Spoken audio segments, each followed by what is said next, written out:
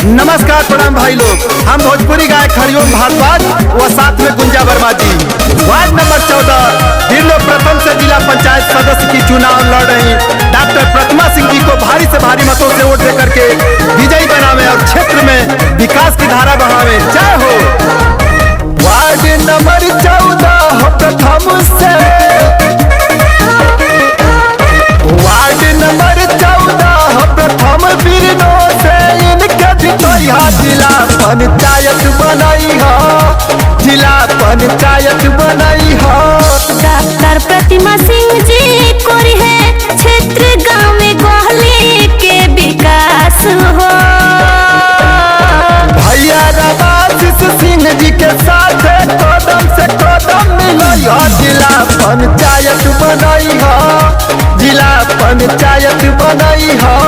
चाचा प्रतिमा सिंह जिंदाबाद, जिंदाबाद जिंदाबाद, रामशीष भैया जिंदाबाद। जिंदाबाद जिंदाबाद, भैया जी संघर्ष करो, हम तुम्हारे साथ हैं, भैया जी संघर्ष करो। हम तुम्हारे साथ हैं। क्यों पड़े हो चक्कर में, कोई नहीं है टक्कर में, क्यों पड़े हो चक्कर में। कोई नहीं है टक्कर में।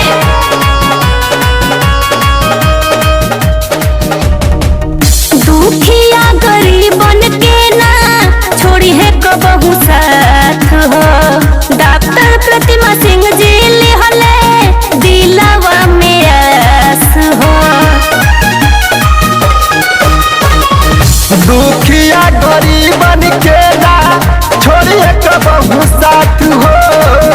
डॉक्टर प्रतिमा सिंह जी लिहले दिलवा में आस हो। घूमी घूमी भैया चाचा चाची सबका के बतिया बतैया, जिला पंचायत बनई हो, जिला पंचायत बनई हो। ए चाची प्रतिमा सिंह जिंदाबाद, जिंदाबाद जिंदाबाद, रामशीष भैया जिंदाबाद। जिंदाबाद जिंदाबाद, भैया जी संघर्ष करो, हम तुम्हारे साथ हैं। युवा नौजवानन के भी टोली बाटे साथ है। जीत वाला से हराबा भाई इनका माथ है। युवा नौजवानन के भी टोली बात साथ, जीत वाला से हो राबो नाई इनका माथ। हाथ जोड़ी विनती करेले हरिओम गुंजा के बात न भूलो, जिला पंचायत बनई हो, जिला पंचायत बनई हो। ए चाची डॉक्टर प्रतिमा सिंह के मत भूलैया हो।